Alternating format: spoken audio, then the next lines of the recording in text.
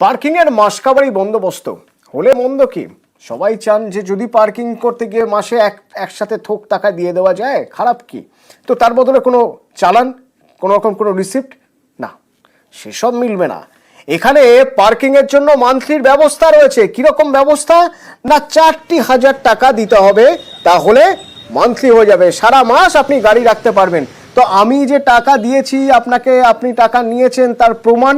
কোনো প্রমাণ নেই। এরকম হয় নাকি? কেউ কিচ্ছু জানেন না। এই এজেন্সির যে মালিক, তাকেও আমরা জানতে চেয়েছিলাম যে আপনাদের এখান থেকে তো মান্থলির জন্য 4,000 টাকা করে নেওয়া হচ্ছে, তো সেই টাকার কোনো স্লিপ দিচ্ছেন না কেন? মান্থলি বলতে গেলে তো নেই স্যার, আমাদের তো এখানে 10 টাকা করে মান্থলি। ওইদিকে পাইনিয়ারদের আছে সিএসসিতে, ওটা যে 10 টাকা করে যতক্ষণ ঢাকে রাত্রি অবধি, ওটা জোড়ে একসঙ্গে ওরা পয়সা দেয়। মান্থলি বলে কোনো যুক্ত থাকে না স্যার আমাদের। 10 টাকা করে যদি ধরুন আপনার 10 ঘন্টা হচ্ছে 100 টাকা, আবার 15 ঘন্টা হলে 150 টাকা, ওটা 30 দিন থাকলে 4500 টাকা, মাঝখানে 4 দিন ছুটি হচ্ছে, সেই হিসাবে যোগ করে টাকা দেয়। তো বিল কি করে দিব স্যার? আমাদের তো মান্থলি ওরকম হবে না, আমাদেরকে মান্থলি কর্পোরেশনের কোনো নিয়মই নেই। একটা হিসেব দেখালেন অমিতুনি যে এই 10 ঘন্টা হলে 100 টাকা, 15 ঘন্টা হলে 150 টাকা, সেই হিসেব অনুযায়ী সেই অনুযায়ী টাকা দেয়। তো বেশ, টাকা যে দেয়, টাকা যে ওরা নেন, সেটা তো মানছেন। তো তার বদলে কি রিসিপ্টটা কে দেবে? কই, তার বদলে কোনো রিসিপ্ট তো দিচ্ছেন না তারা।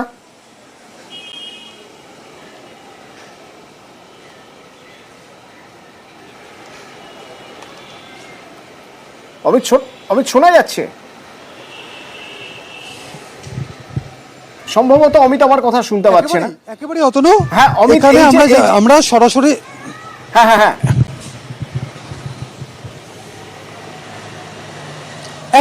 একেবারে অতনু, আমরা এখানে যিনি মান্থলি পার্কিং করেন এমন একজনের সঙ্গে কথা বলেছিলাম। তিনি স্পষ্ট করে দিচ্ছেন যে তার কোম্পানির তরফে তার হাতে 4,000 টাকা দেওয়া হয় এবং সেই 4,000 টাকা এসে এখানে যারা পার্কিং কর্মী রয়েছে তাদের হাতে দেওয়া হয়।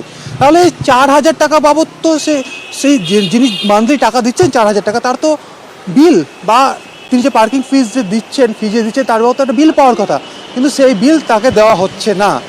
এই কারণেই আমরা জানতে ছিলাম যে 4,000 টাকা তো কম টাকা নয়, 4,000 টাকা দেওয়া হচ্ছে আপনাকে, এখানে তিনি মান্থলি পার্কিং করছেন। তাহলে আপনি কেন তাকে বিল দিচ্ছেন না, কেন বিল দেওয়া হচ্ছে না তাকে?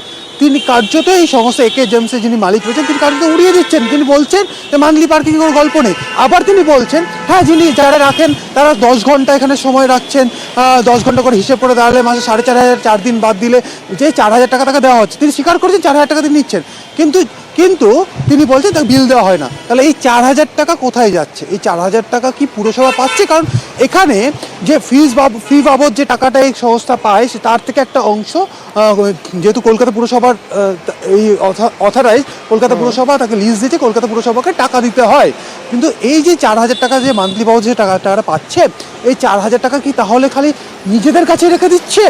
এটাই আমাদের প্রশ্ন। কারণ একদিকে হচ্ছে যারা ডেলি পার্কিং করছেন তাদের থেকে, বা যারা ফ্লোটিং পার্কিংয়ে আসেন, ধরুন আজকে ধর্মতলা চত্বর কেউ এসছে, তে গাড়ি রাখলো, তার থেকে 40 টাকা নিয়ে নিল, কিন্তু হিসেব মতো তো 10 টাকা দেওয়ার কথা 1 ঘন্টা পার্কিং করে রাখলে, কিন্তু সে আধ ঘন্টা রেখেছে, সে 40 টাকা দিয়ে দিল। তো এই যে উদ্বৃত্ত যে টাকা, সে উদ্বৃত্ত টাকায় তাহলে এদের পকেটে ঢুকছে ধরে নেওয়া যায়, কিন্তু তার উত্তর কিন্তু দিতে চাইছেন না এই সংস্থার কর্ণধার। আজ না হোক কাল উত্তর দিতেই হবে অমিত, আজ না হোক কাল উত্তর দিতেই হবে। 24 ঘন্টার মধ্যে যদি হারিয়ে যাওয়া মেশিন চলে যাওয়া কর্মীর হাত থেকে সেই মেশিন নিয়ে সেই মেশিন অনুযায়ী আবার কাজ করা যায়, ইপস মেশিনেই যদি বিল দেওয়া যায়, তাহলে এই প্রশ্নের উত্তরও মিলবে খুব তাড়াতাড়ি। কেন বলছি মিলবে? তার কারণ আমাদের দৃঢ় বিশ্বাস। গতকাল দিনভর আমরা দেখিয়েছি এসপ্ল্যানেডে এই পার্কিং, সবচেয়ে বড় পার্কিং, মানে কলকাতার প্রাণ কেন্দ্রে এই পার্কিং কলকাতা পুরসভা বরাদ দিয়েছে 2টি কোম্পানিকে, 2টি সংস্থাকে। তাদের মধ্যে একটি সংস্থা হাতে টাকা নিচ্ছে, বদলে কিচ্ছু দিচ্ছে না। 10 টাকার জায়গায় 20 টাকা, কোথাও 30 টাকা, কোথাও 40 টাকা নেওয়া হচ্ছে।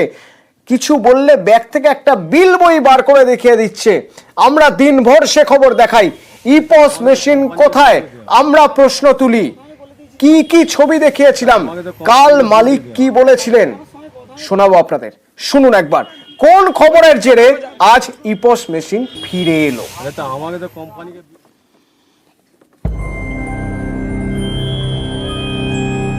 ধর্মতলা, কলকাতার এই প্রাণ কেন্দ্রেও পার্কিং এর বেআইনি কারবার।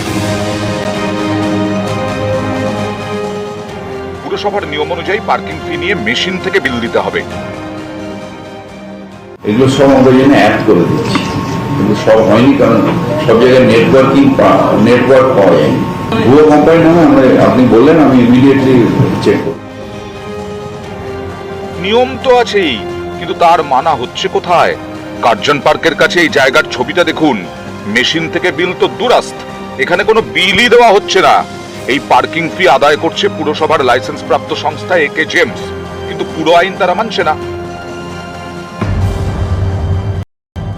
আপনি কি রেগুলার এখানে গাড়ি রাখেন? না, আমি আজকে এসেছি। কোনো কাগজ দিল আপনাকে, স্লিপ দিল? স্লিপ না। শুধু বিল ছাড়া ফি আদায় নয়, বিভিন্ন সময়ে পার্কিং ফি বদলেও যায়। প্রতি ঘন্টায় 10 টাকার পার্কিং ফি মাঝে মধ্যে কয়েক গুণ বেড়ে যায়, ইচ্ছে মতো নেওয়া হয় টাকা। কত টাকা নেয়? না, আমি 20 টাকা করে দিয়ে 10 মিনিট থাকি কি আধ ঘন্টা থাকি না, স্লিপ ফিলিপ কিছু দেওয়া হয়। কার্জন পার্কের কাছের এই এলাকায় গাড়ি দাঁড় করাতেই পার্কিং সংস্থার কর্মী বলে দিচ্ছেন যে কোনো বিল দেওয়া হবে না। এখন বললে কি করা? কম্পিউটার বিল দেয়। নিউজ 18 বাংলার ক্যামেরা দেখেই চম্পট দেন পার্কিং সংস্থার কর্মী। পার্কিং ফি নেওয়ার জন্য একে জেমস নামের বেসরকারি সংস্থাকে লাইসেন্স দিয়েছে কলকাতা পুরসভা। সেই সংস্থায় বেআইনিভাবে কারবার চালাচ্ছে। কখনো বেশি টাকা নেওয়া হচ্ছে, কখনো আবার বিলই দেওয়া হচ্ছে না।